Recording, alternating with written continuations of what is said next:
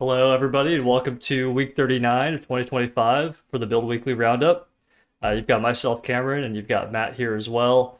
We've got some interesting developments going on in politics, specifically related to the ever classic budget showdowns, impending possibility of a government shutdown starting next week. So I think, it makes a lot of sense for us to kind of go dive deep into what's going on and specifically what are the actual terms of this political fight that's happening between parts of the Democratic Party as well as the Republicans. So, with that kind of out of the way, Matt has done a lot of deep dive for all of you.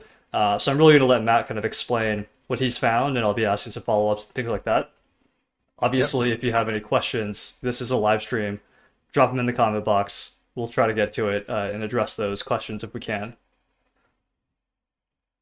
Yep. We're going to keep minutes today, get everybody in and out, and explain what's going on with this. What is the actual fight about? How does this impact uh, U.S. Treasury markets, the dollar, which is where the fight resides. We're going to put the geopolitical stuff, the rest of the world to the side today and focus squarely on what's going on in Washington, D.C. This is, in my opinion, my framework of markets. This is the most important thing going on right now. We've reached this point.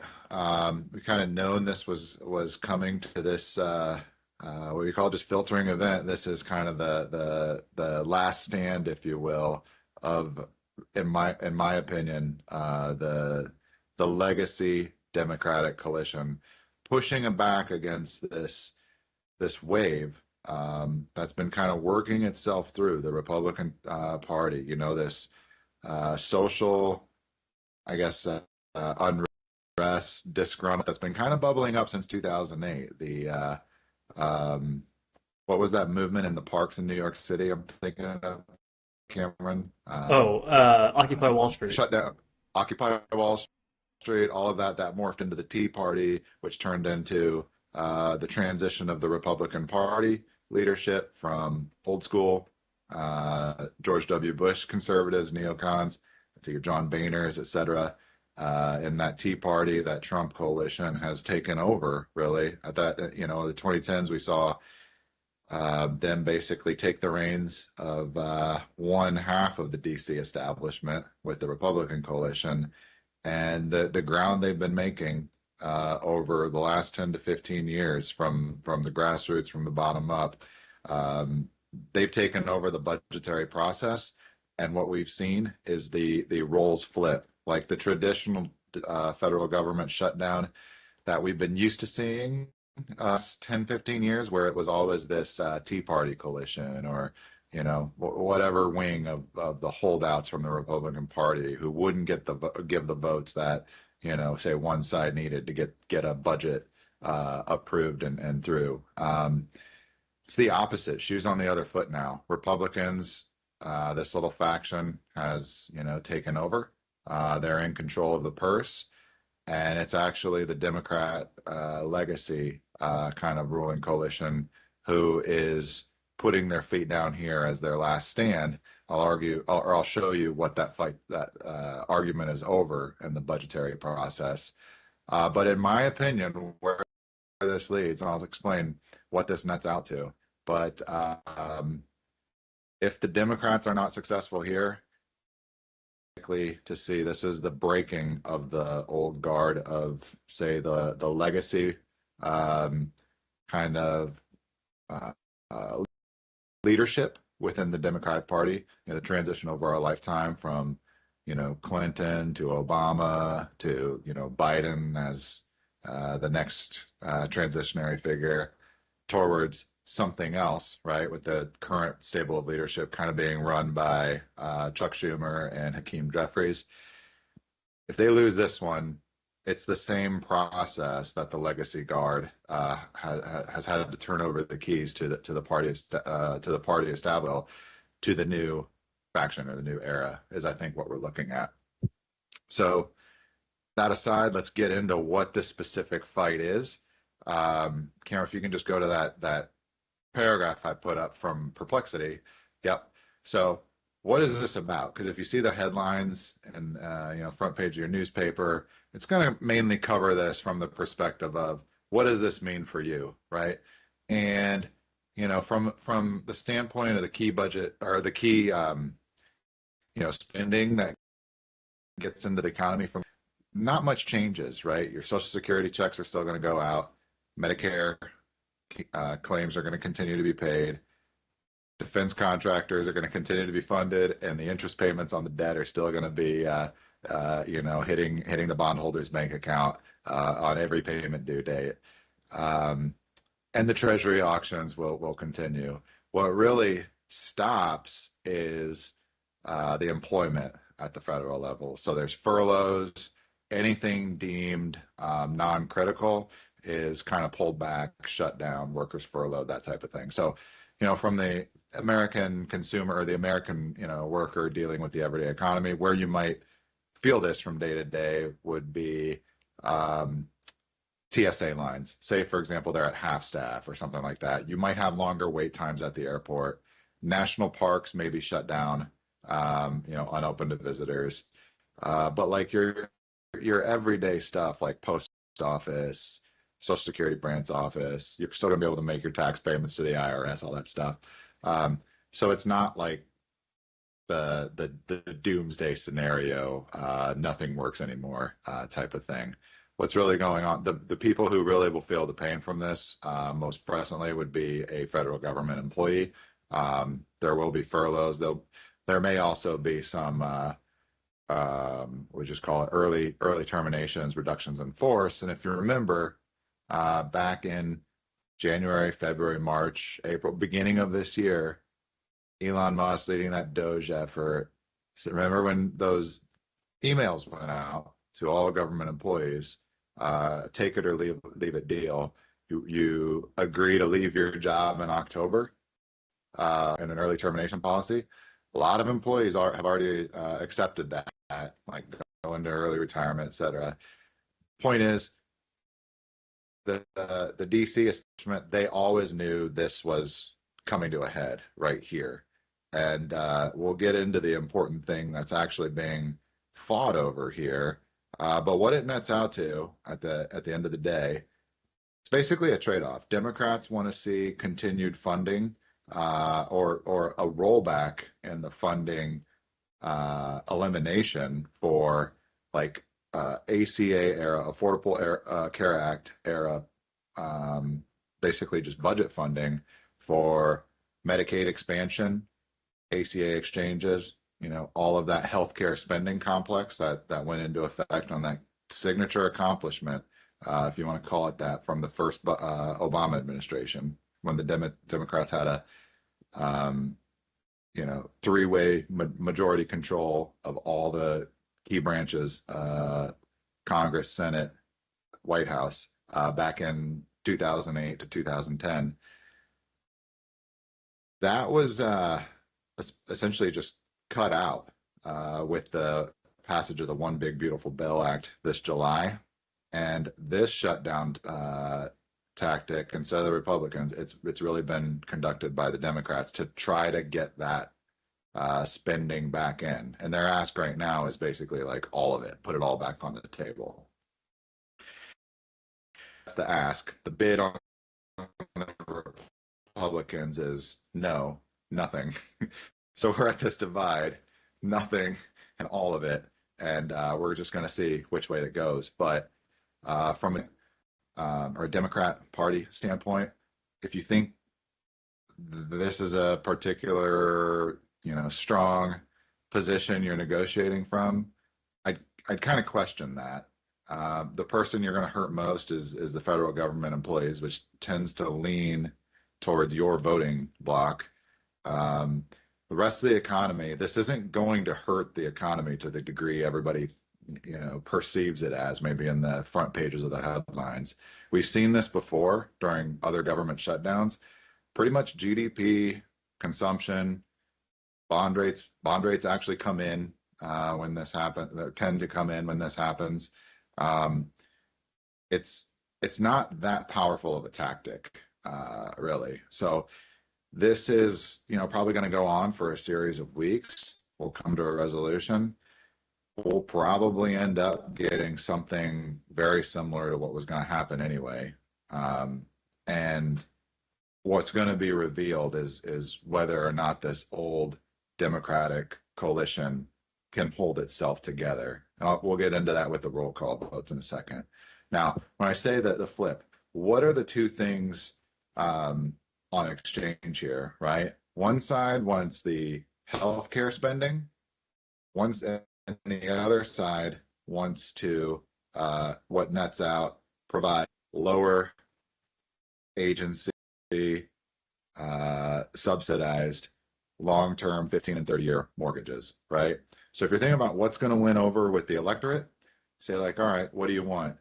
Affordable housing, or get your home ownership rates up for the younger end of the American workforce, who the statistics show are kind of underpacing where prior generations have been at in terms of owning their home out, or owning a home with a mortgage, relative to boomer generation, Gen X, and even the early millennials.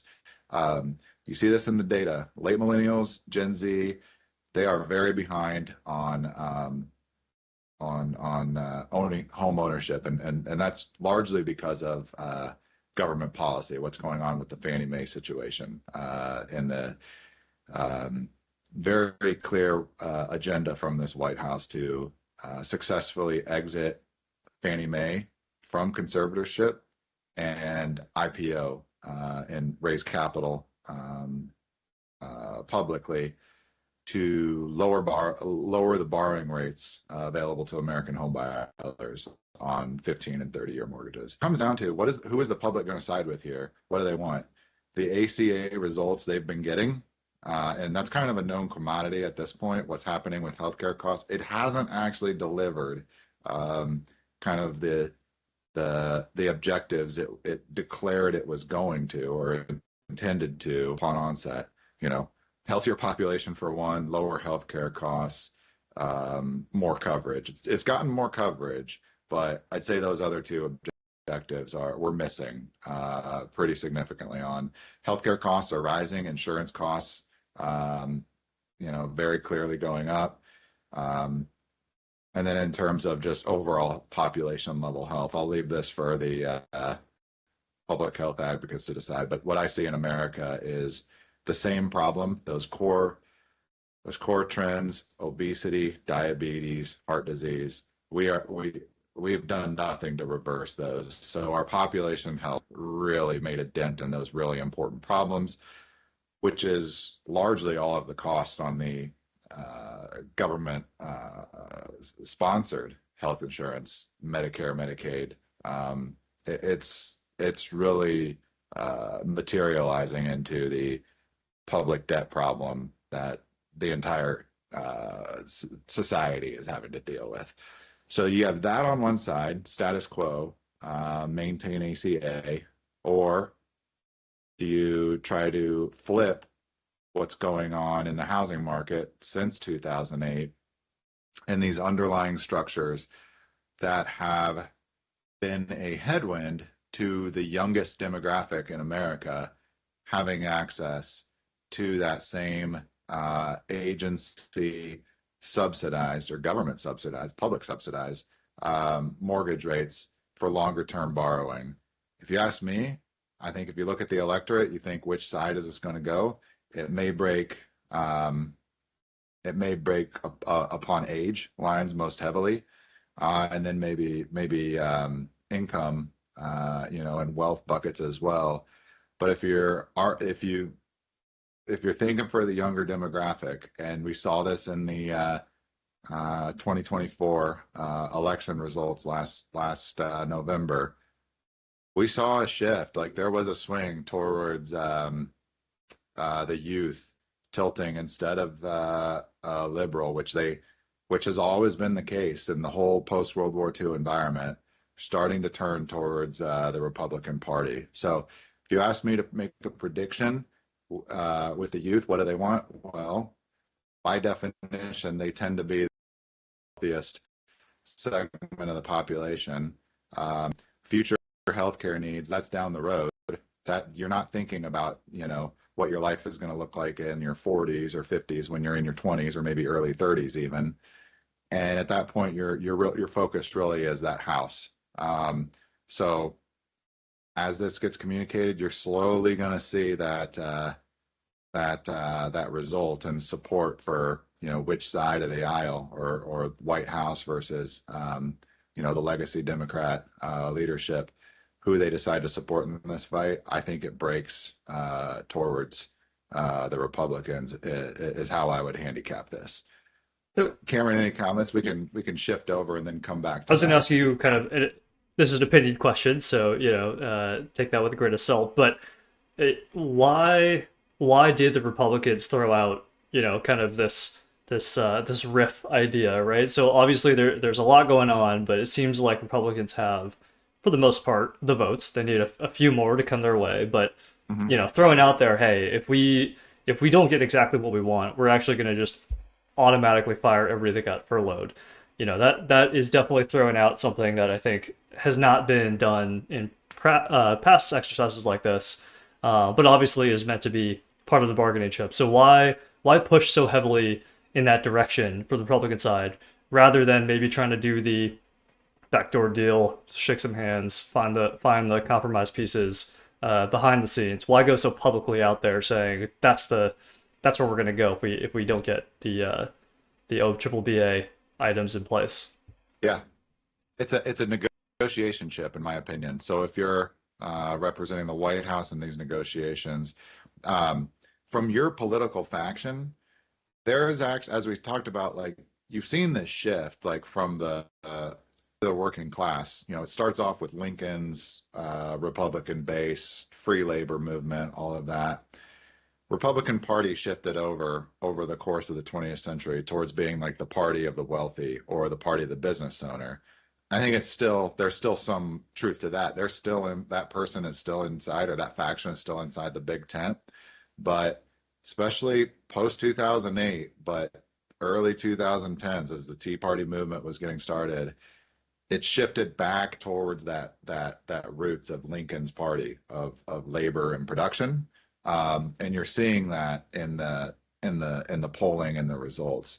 So, but you've also got this element of the Republican Party, however, where it's still got that DNA of conservatism, where it's maybe not so much in the era of the 1980s, 90s, 2000s, where Reagan, Bush were in control, and it was a neocon dominated establishment, a party of big government, and it lost those conservative roots, right? And it was more just throwing out some carrots here and there to keep that voting base inside the big tent. Well, now that conservative like base is actually in control. So I would argue that chip to the Republicans of a smaller government, a smaller bureaucratic workforce, doesn't impact the Trump voter base to any degree, right? It's actually more likely that federal government department of whatever worker is actually more in line with the Democrats' political base. So in reality here, the of putting your feet down, and putting your own pawns on the front line here, they may lose their jobs out of this. From a strategic move, that seems like a hasty move that you would only do out of necessity, out of weakness. So that's just my opinion as I'm trying to create my own mental model of these negotiations going on and understand how the economics play out. But I think, yeah, the main point of what you asked, it's the conservative DNA that's kind of reestablishing itself in the base that is ultimately supporting the Trump White House, and that's where the Trump White House derives its political power. Because I think I was surprised from my side to see that be almost one of the first things they said in response, right? So definitely a little bit of a different approach than we're used to seeing. Yep. So before I push us forward to the next piece here, we've talked a lot about mortgages and trying to find ways to get people into homes. what specifically, maybe help me tie the dots together on how all of this that's going on is going to directly then somehow result in, if Republicans get their way, lower mortgage rates. Yep. So the key thing here to score the ACA, and the healthcare spending as right, and we every time one of these spending bills is proposed, like CBO has to rubber stamp it so that the economics don't add to the projected debt blowout that's taking place over and above the baseline that already exists, which is already assuming more debt, right? It's a process that doesn't work at all. Obviously, the debt's at 36, 37 trillion. It just keeps ballooning. But that's the parliamentary procedure. So in order to get their key legislation passed and scored appropriately by the office, the actual back end sleight of hand, back under ACA, was actually to utilize the Fannie Mae and Freddie Mac profit streams under conservatorship to basically neutralize the impact of that legislation. So this is where, in the 2008 bailout, things were done, mistakes were made in the private sector. What we tried to do under, prior management, who is no longer in service, they're not in the club anymore. These are those, the uniparty factions that are gradually losing power in Washington, D.C., I've been talking about earlier. 2008, we had to bail out Fannie Mae and Freddie Mac, which means the Treasury essentially like buys them, comes in to backstop the IOUs, which if you trace them, you start with the subprime mortgages going bad, which was actually controllable had it not been in these securitized trusts with just certain segments rated investment grade or AAA, making it into money market funds, which ultimately would have broke the buck had the insurance not stepped in and basically made them whole. Basically, what you had is a cascade. Those money market funds start failing because the assets inside of the trust, these mortgages, were failing. Those backstop to their private market insurance provider, which was, if you all remember the headlines, AIG, which then goes to the next risk counterparty when AIG is insolvent. You go to the banks. You see the banks that had to accept the bailout funding, which ultimately went to the backstop of Fannie Mae, and then Fannie Mae is where the buck stops. So the government just comes in, essentially just like literally just puts it in conservatorship, which means it's not quite owned, but it's like just call it within the transaction. And it's like, when Britney Spears is no longer able to manage her own financial affairs, it's the same thing. Her dad takes over. Just use that same analogy. Fannie Mae becomes Britney Spears. Dad is the U.S. Treasury. Treasury's in charge. And it was never, there was no agreement up front how this situation was supposed to develop over time, right? This was basically an emergency scenario. It had to be done to keep the financial system from basically collapsing upon itself, literally from within. And so over like 3 to 4 years, it started to be used as a political tool. So you started off, there was an agreed upon, annual payment that had to make like 10% on the senior preferred shares. And it's been doing that ever since. But then you saw other tweaks during the second Obama administration. We say, okay, no, we're going to do things like use those profits, assume that you're going to get that every year in perpetuity, instead of just like setting it as a situation like we're going to figure this out and try to get Fannie Mae back to a public-private partnership, back to the original model. You assume, no, we're just going to leave it here within as kind of a warden of the U.S. Treasury. And we're going to use that to fund our other legislation. It's very similar to what's going on with the confiscation of Russian reserves.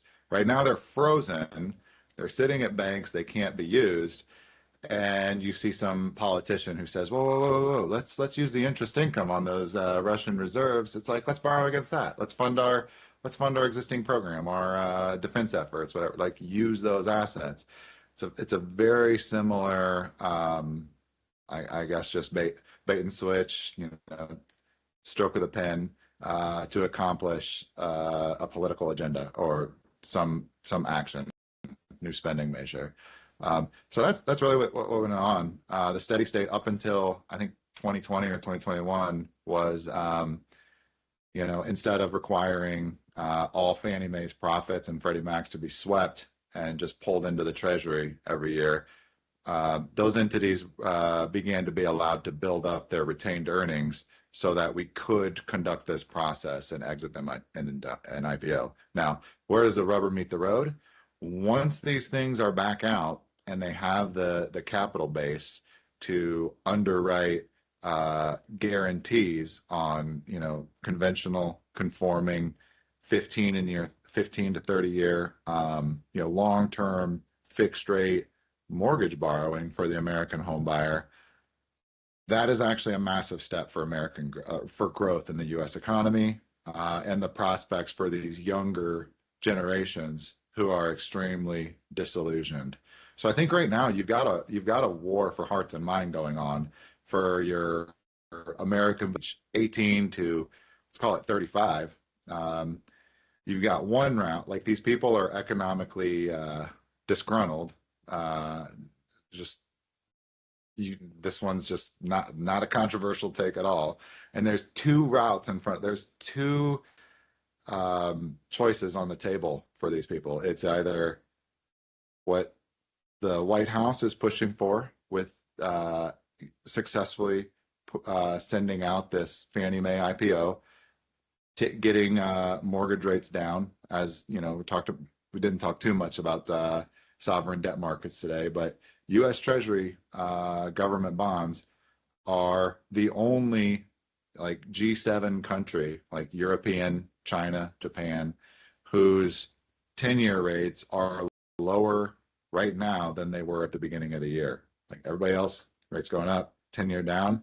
And then also, if you get these the agency guarantee companies successfully IPO'd, build more capacity to underwrite and provide those guarantees, more capital capacity available, eliminates what right now is in short supply, which will bring down those guarantee fees. And both of these things together, this is what the Trump administration intends to accomplish, are to bring down your borrowing rates on the 15 and 30-year mortgages. So this is where you see Treasury Secretary Bessent coming out with public statements in the last 3 to 4 weeks about the national housing emergency. So what he's saying there is this administration is willing to declare emergency action to accomplish these goals. So this budget fight, what this shutdown is all about, this is your, in my opinion, Custer's last stand to keep these ACA spending programs on the books.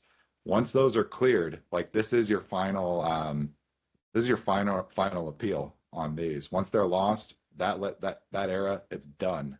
If you remember back to 2018, 2019, the repeal and replace Senate vote where John McCain, like a true grandstander, comes out on his last legs to give the thumbs down and get the shock photo out there for effect.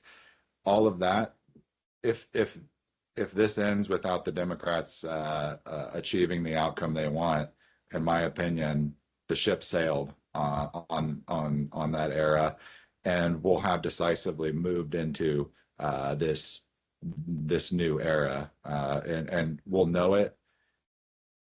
We'll know it. The ship has left the harbor if and when this Fannie Mae IPO goes off successfully. We've got some slides on the key Senate votes.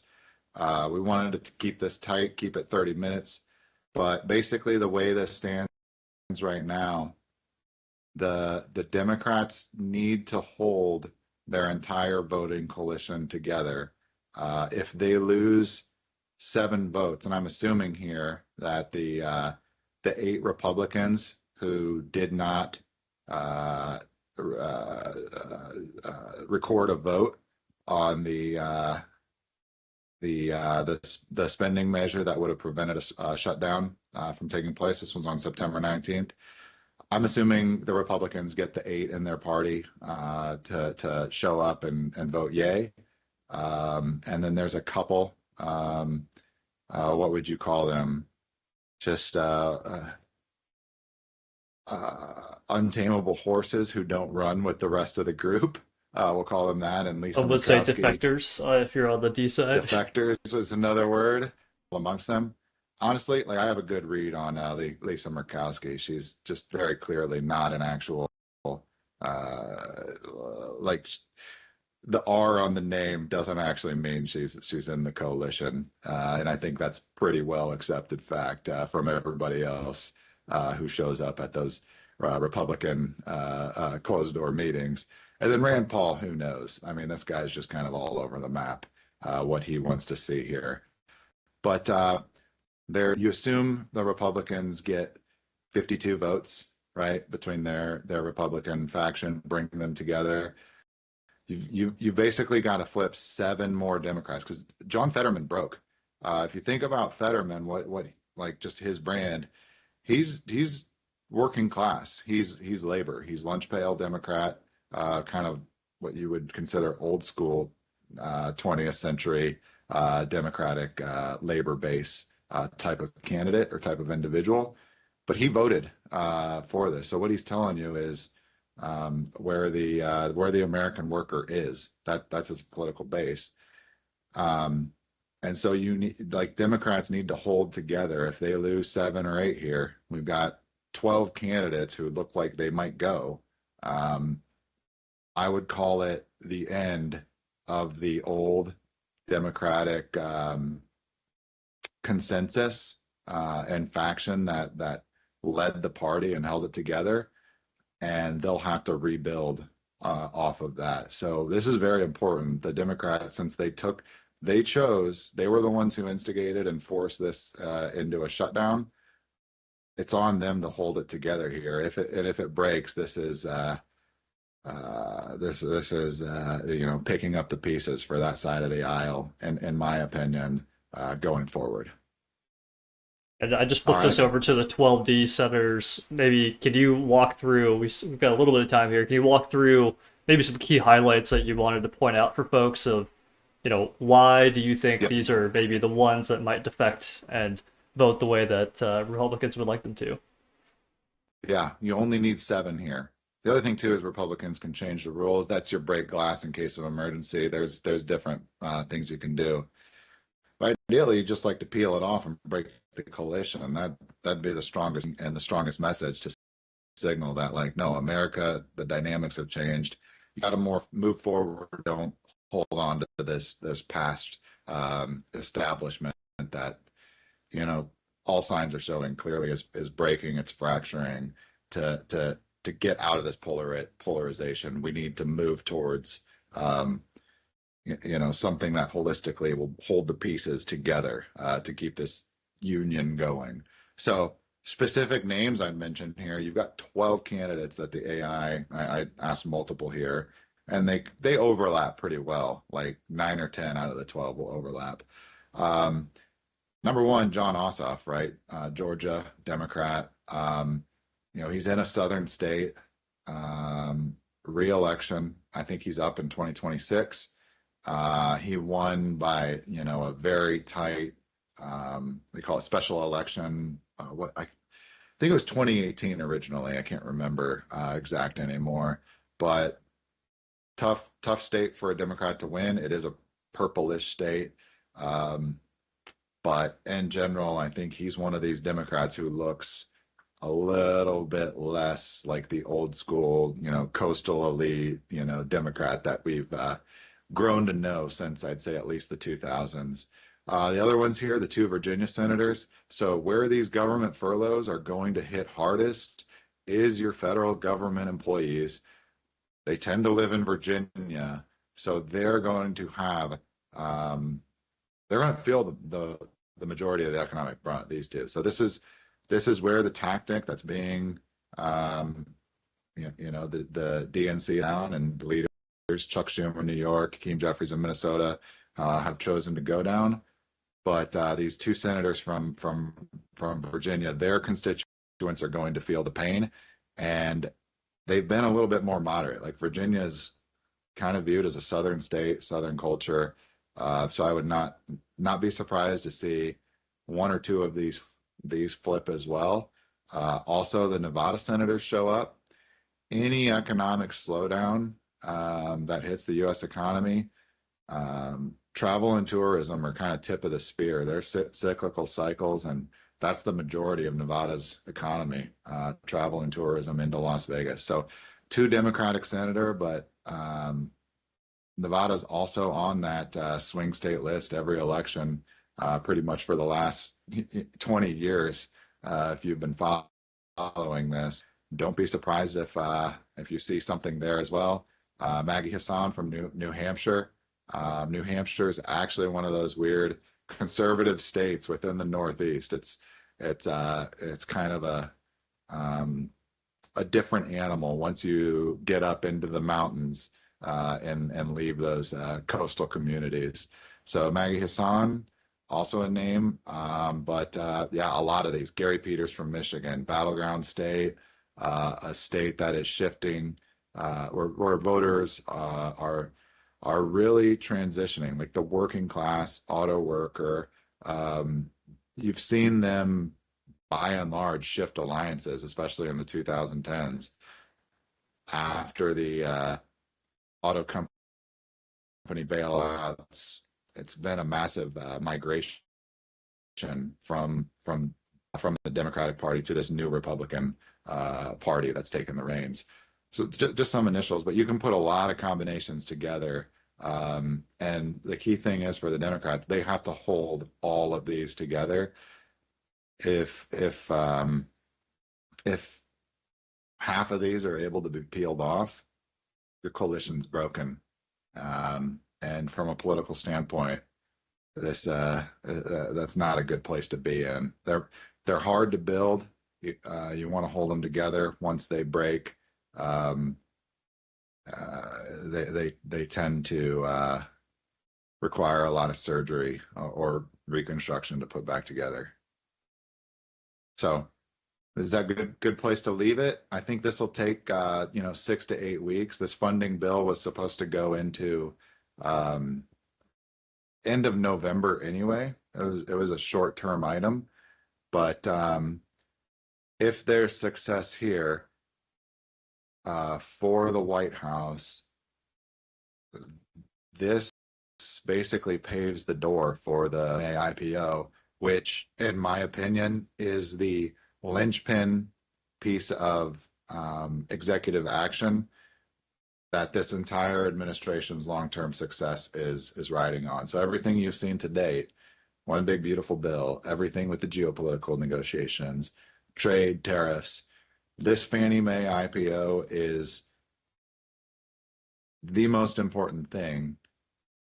It literally all rides on this, and it is that critical that the Republicans have to get it done. There's no other way about it.